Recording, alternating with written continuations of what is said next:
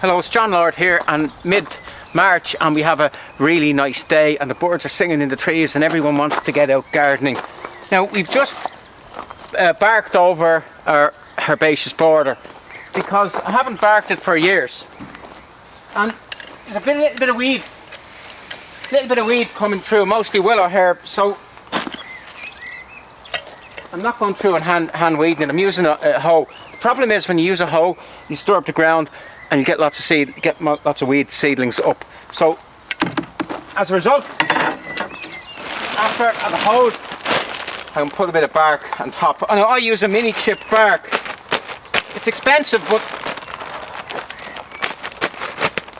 it's worth the money. I don't like using composty things because some of those composts, they act as a seed bed for weeds. The thing about the bark is the bark is very dark and there's not much nutrition in it, and the little weed seed falls down between the bark when it rains, and it's not enough light and it dies, and it also stops the weed seeds on the base of on the top of the soil from germinating.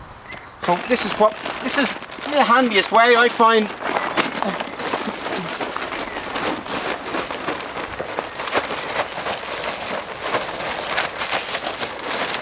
There's a peony rose, a bowl of beauty.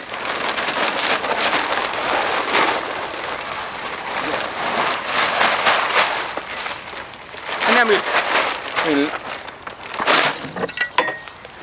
sort of dicky it up a little bit.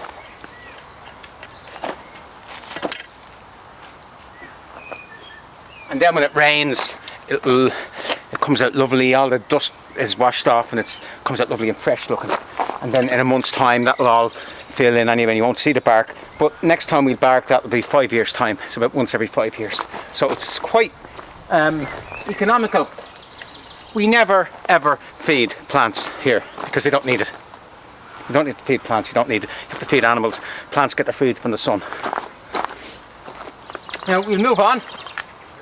This is a bed where we took a tree out, a very large tree, and it was the reason we took it out. It was interfering. It was starting to interfere with the growth of all the other plants. So we had to make a decision, and we took it out, and it was a good decision. That was once upon a time. That hydrangea was the best hydrangea in the place, and it gradually went down over the years. Now I notice we have one strong branch and a few bits here, but now that it has no interference from the roots of the tree, it will improve. It'll get better and better, and in a few years time it'll be back to its glory again, its full glory. Having said that, I took 3 cuttings, so we have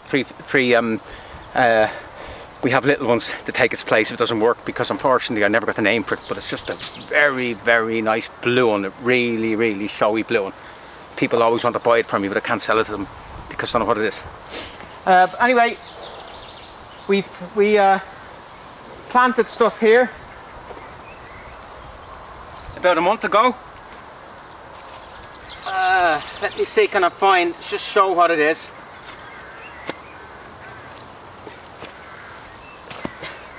That's a piece there. It was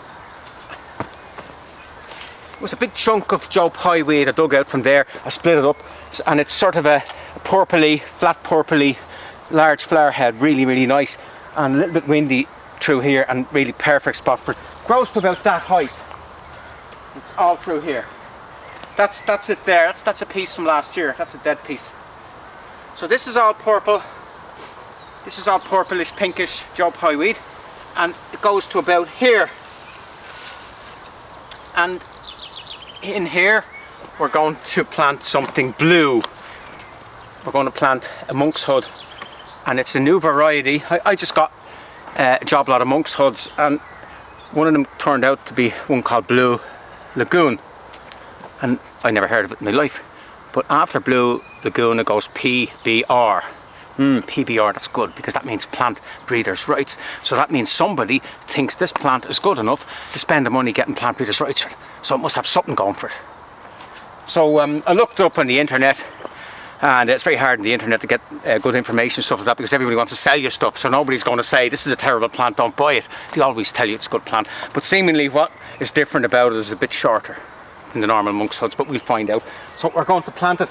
Now, before we planted it, before we're going to do it, I want to show you, yesterday, I'd already dug this through, and yesterday I dug out loads more mousetail arum. I dug a huge amount of it out. Now, I think I've got it all.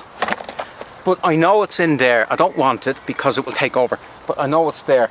And if the worst comes to the worst, I might have to dig up one of the Aconitums and get the Arum out and put the Aconitum back. But it's very important with plants like this that you have to get 100%. Because even if you have a tiny little bit left, off it goes again. So you just have to be that little bit persistent, maybe that extra year. And once you clear it, you've no more work. And people often say to us, how can you run 2-acre garden with maybe 4 or 5 hours a week work? Because we get rid of all the dodgy stuff. We get rid of all the hard, all the stuff, anything that causes trouble, it's out. Because we haven't time. We don't have a staff of 20 people. I mean, it's all right for Prince Charles having all his organic garden, but he's about 40 flunkies working for me. Anyone can do it like that. But we don't have that luxury. Anyway, we're going to plant. Just see. And one here. Put one. That's a weak one, so we put the weak one in the middle. And probably not try to get a straight line. Move it slightly. You want to make it sort of random looking. Might get one here, here, and here, here and here.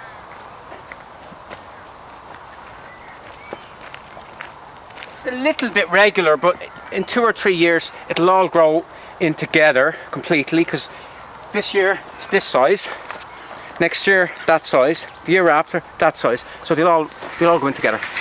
Don't ever eat this, highly poisonous. So we're going to have ferns here, and this is the male fern, and I've just noticed something. It doesn't look very nice at this time of year. Now, let's have a look inside.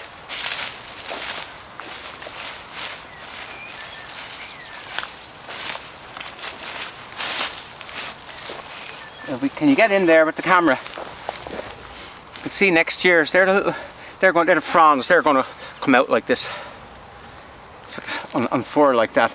So they haven't started to unfurl, so I can actually get the hedge cutter and I could cut all the last year's away, and I wouldn't damage these. But if I was to let these unfurl, and when they were at this point, it would be too difficult, because I would end up cutting the old stuff, would be mixed in with the new stuff, and you're better off at that stage just leaving it for another year.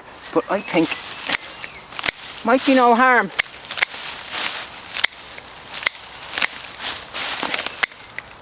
We'll have a look.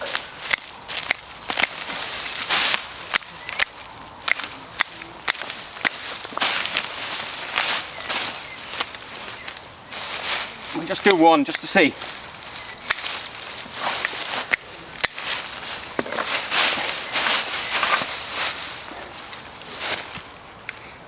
Them here.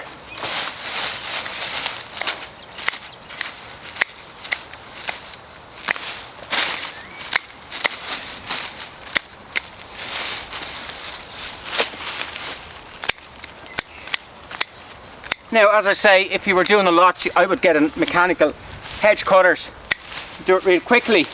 Now, if it's in a woodland, you would leave alone because it's further in and you wouldn't notice it. It's just that these are out near the path. But if it was in there, I'd just leave last year's and let the new year's ones come over the last year's. You know, that's the best. I wouldn't go right in because they are a little frost sensitive as they unfurl, so you want to have a little bit of protection.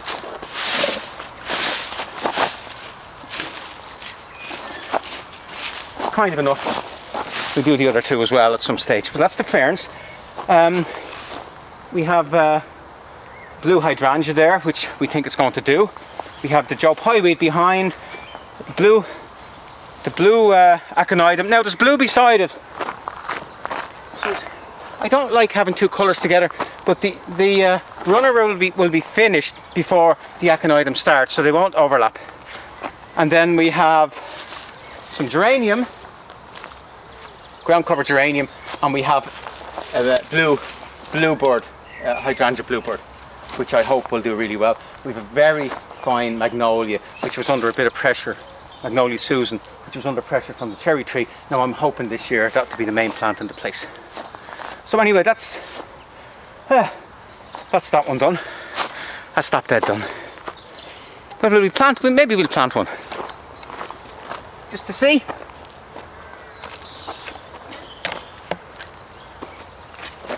So, good healthy plants.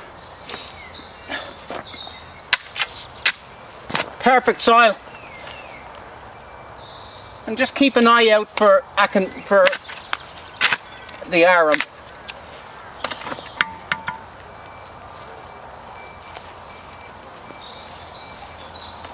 There we go.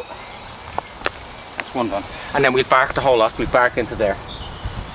And the bark will make its way into the fallen leaves, and it'll all look sort of natural. It's going to look like it was always like that. It wasn't just something that was done a week ago. Okay, that's me with what we say, how to accurately planting Aconitum.